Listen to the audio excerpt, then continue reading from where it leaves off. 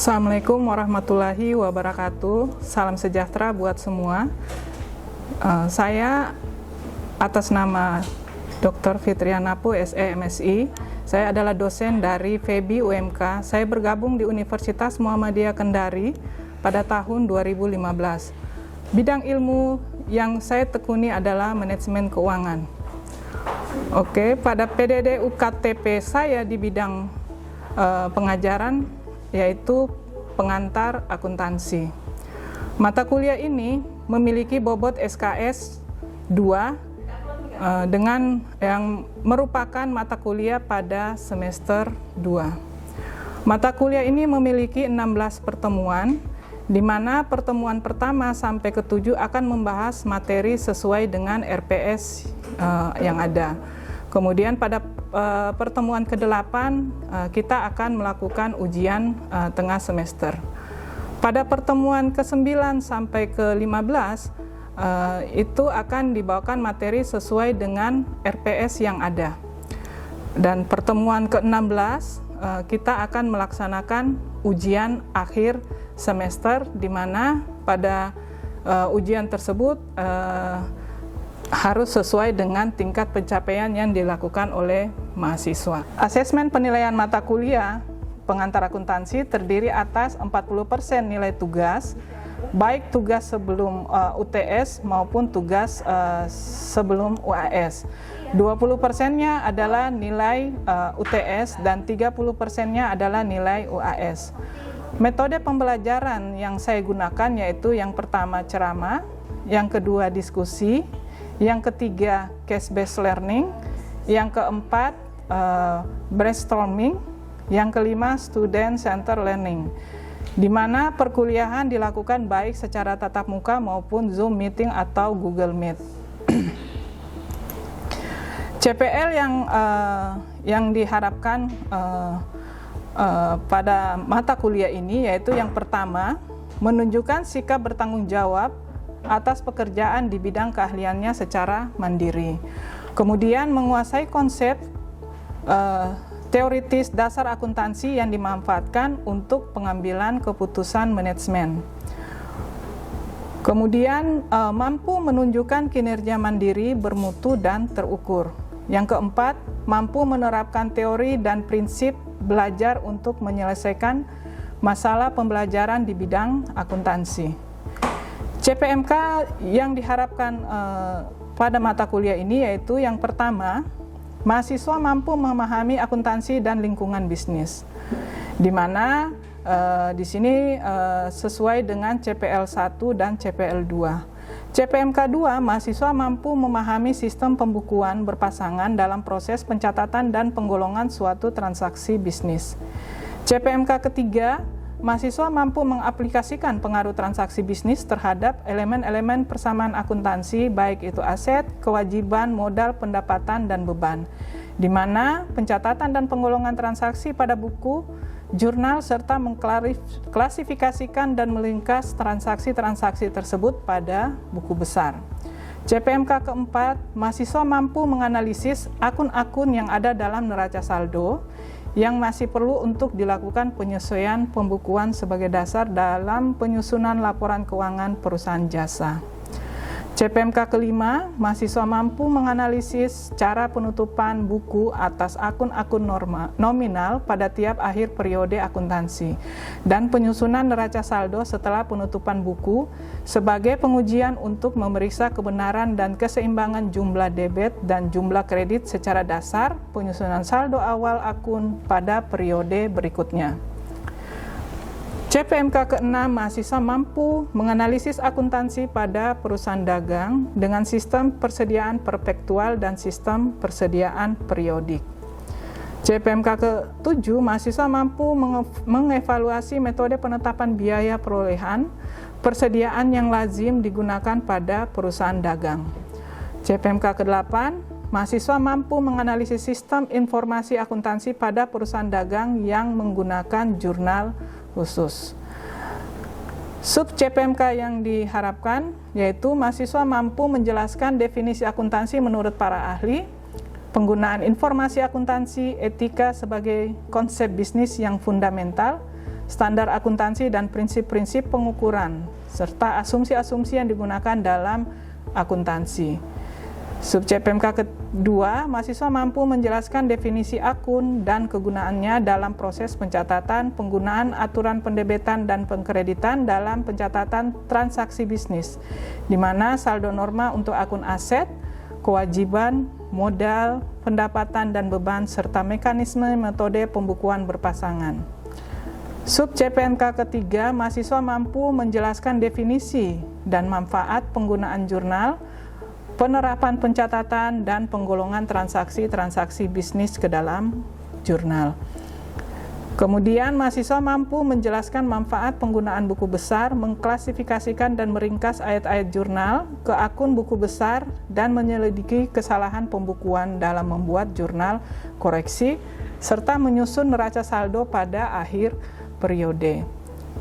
Kemudian, mahasiswa mampu menemukan akun-akun nominal dan akun-akun real yang ada dalam neraca saldo yang masih perlu untuk dilakukan penyesuaian pembukuan dan menjadi dasar penyusunan neraca saldo yang disesuaikan. Sub CPMK ke-6, mahasiswa mampu menjelaskan tujuan pemakaian neraca lajur, proses penyusunan neraca lajur sebagai alat bantu, dan cara mudah dalam menemukan kesalahan yang mungkin dilakukan dalam membuat jurnal penyesuaian melalui neraca lajur, serta penyusunan laporan keuangan perusahaan jasa, baik itu laporan laba rugi, laporan modal, dan neraca.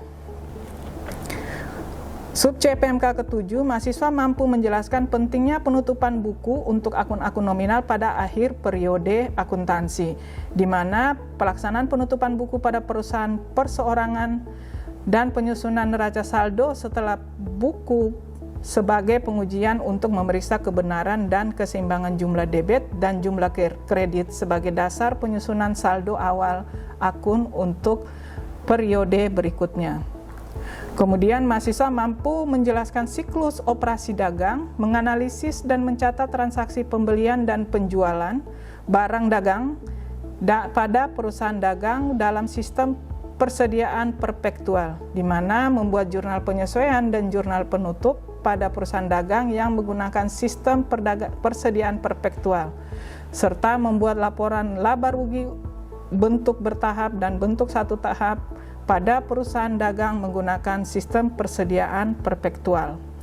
Kemudian, mahasiswa menganalisis dan mencatat transaksi pembelian dan penjualan barang dagang pada perusahaan dagang dalam sistem persediaan periodik, membuat jurnal penyesuaian dan jurnal penutup pada perusahaan dagang yang menggunakan sistem persediaan periodik, serta membuat laporan laba rugi bentuk bertahap pada perusahaan dagang yang menggunakan sistem persediaan periodik.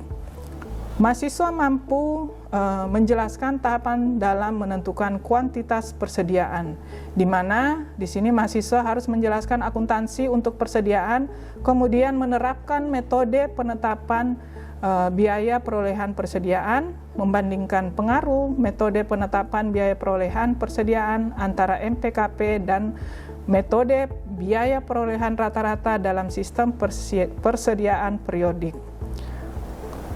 Kemudian, mahasiswa mampu membandingkan pengaruh metode penetapan biaya perolehan persediaan antara MPKP dan metode biaya perolehan rata-rata dalam sistem persediaan perpektual pada perusahaan dagang, serta membandingkan aturan mana yang lebih rendah antara biaya perolehan atau nilai bersih yang bisa direalisasi terhadap persediaan, di mana di sini menunjukkan pengaruh kesalahan persediaan terhadap laporan keuangan dan menaksir persediaan dengan menggunakan laba kotor dan metode harga eceran. Selanjutnya, mahasiswa mampu menjelaskan semua jenis transaksi dalam suatu sistem informasi akuntansi yang menggunakan jurnal khusus, di mana di situ dijelaskan akun kontrol dan akun-akun pembantunya beroperasi dan membukukan jurnal-jurnal yang dicatat dalam jurnal ke dalam buku besar dan buku pembantunya, serta menguji ketelitian saldo-saldo akun dalam buku pembantu piutang usaha dan buku besar utang usaha, serta membuat daftar piutang usaha dan daftar utang usaha. Mata kuliah ini mengajarkan tentang proses penyusunan laporan keuangan pada perusahaan jasa maupun perusahaan dagang sesuai dengan siklus akuntansi serta cara melakukan penutupan buku dan penyusunan neraca saldo serta penutupan buku sebagai pengujian untuk memeriksa kebenaran dan keseimbangan jumlah debit dan jumlah kredit sebagai dasar penyusunan saldo awal akun untuk periode berikutnya. Baik. Mari kita saksikan yang akan saya lakukan di dalam kelas pada mata kuliah pengantar akuntansi. Assalamualaikum.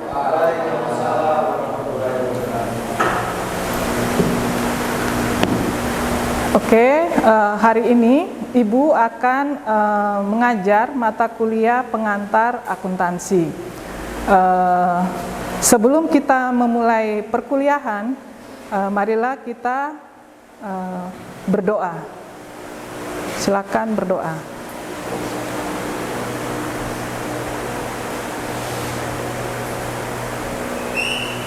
Doa selesai.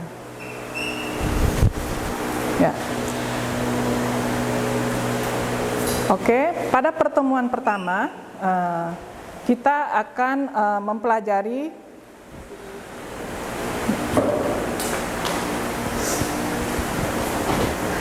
tentang struktur akuntansi, di mana tujuan pembelajaran struktur dasar akuntansi ini yang pertama memahami konsep dasar struktur akuntansi, kemudian menjelaskan elemen-elemen utama dalam sistem akuntansi, kemudian mengidentifikasi proses siklus akuntansi dan menyusun laporan keuangan dasar.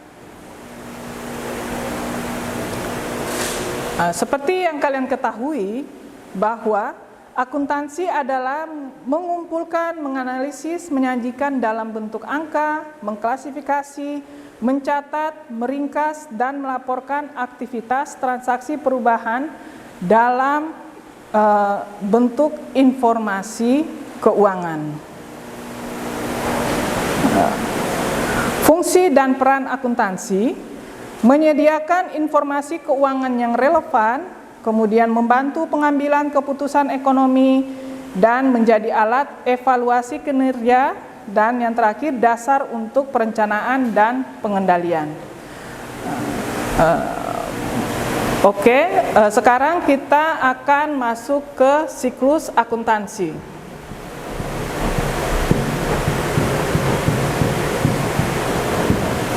Ada yang tahu tentang siklus akuntansi?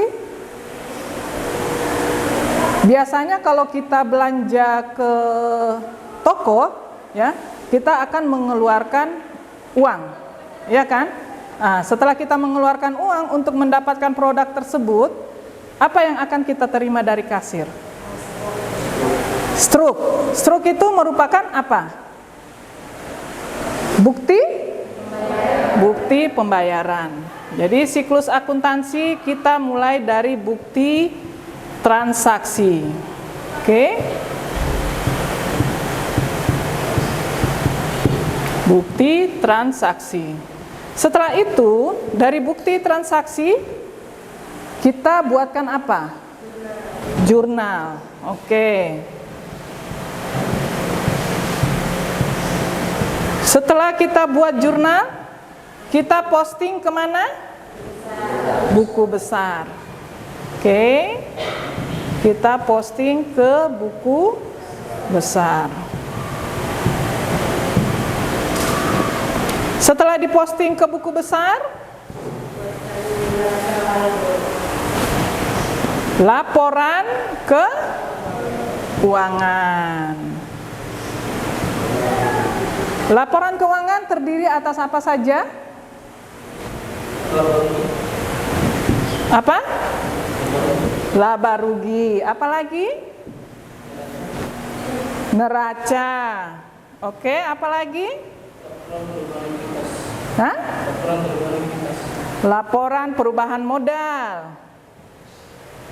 Laporan perubahan modal. Oke, apa lagi? Arus kas.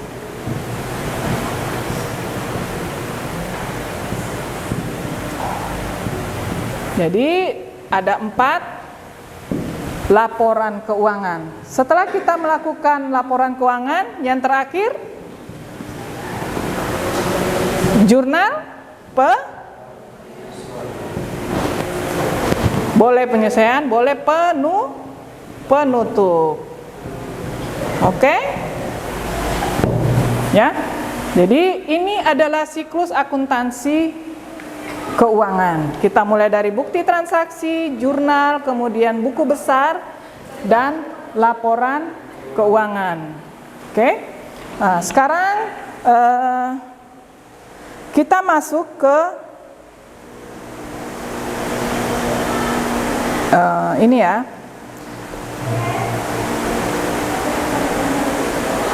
Kita akan masuk bagaimana itu laporan laba rugi. Laporan laba rugi, ya.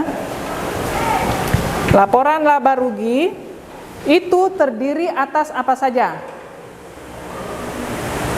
Apa saja laporan laba rugi? Terdiri atas apa? Pendapatan dikurangi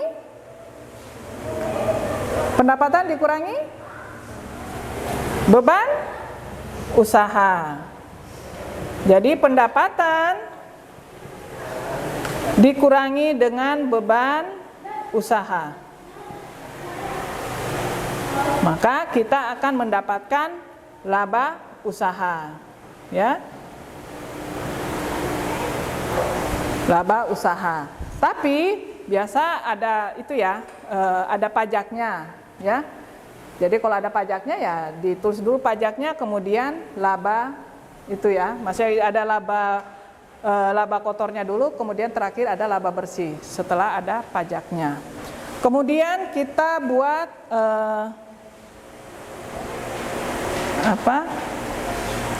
laporan perubahan modal, ya. Laporan perubahan modal, apa-apa saja anunya? Perubahan modal. Yang pertama modal awal. Kemudian enggak, dikurangi price, ya. Jadi ini modal awalnya Rp berapa, ya. Kemudian price ini akan mengurangi modal, dan inilah dia modal akhir, ya. Modal akhir.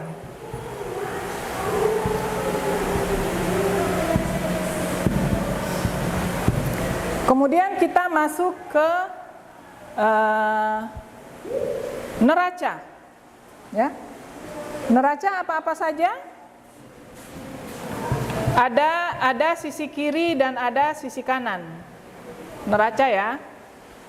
Di sisi kiri yaitu pasifa. Berarti di sisi kanan mana yang betul? Pasifa atau aktiva? Aktiva dulu atau pasifa? Oke, berarti berarti sudah paham ya, berarti aktiva dan pasifa. Aktiva dia terbagi dua. Aktiva apa yang pertama? Aktiva lancar. Apa-apa saja yang ada di aktiva lancar? Kas, apalagi? Piutang, apalagi? Persediaan, apalagi? Peralatan masuk enggak? Masuk ya? Peralatan kantor. Kemudian aktiva tetap. Apa-apa yang masuk di dalam aktiva tetap? Bangunan, apalagi? Kasih keras suaranya. Tanah, apalagi?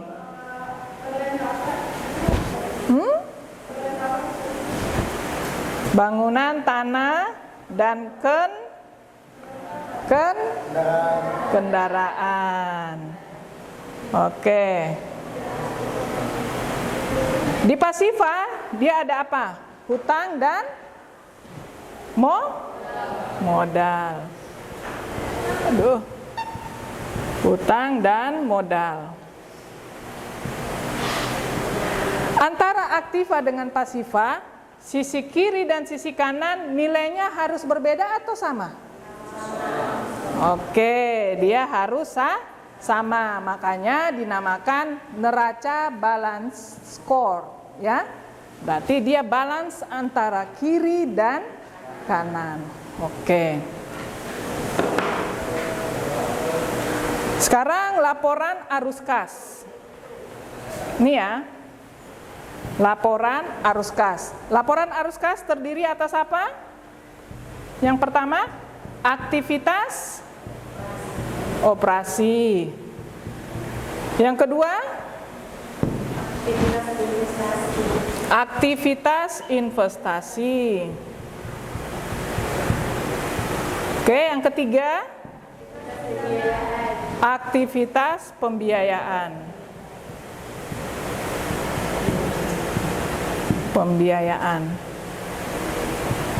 Oke. Ya.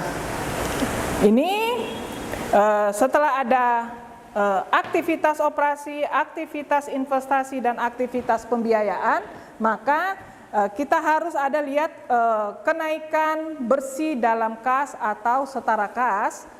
Nah, kemudian ditambahkan saldo kas pada awal tahun, maka akan menghasilkan saldo kas pada akhir tahun. Oke. Jadi kesimpulan dalam pertemuan ini adalah struktur dasar akuntansi penting untuk dipahami, di mana persamaan dasar akuntansi menjadi dasar pencatatan, serta proses akuntansi harus sistematis dan logis. Oke, terima kasih atas pertemuan hari ini. Assalamualaikum warahmatullahi wabarakatuh. Demikian video pembelajaran yang telah saya lakukan di dalam kelas. Terima kasih. Assalamualaikum warahmatullahi wabarakatuh.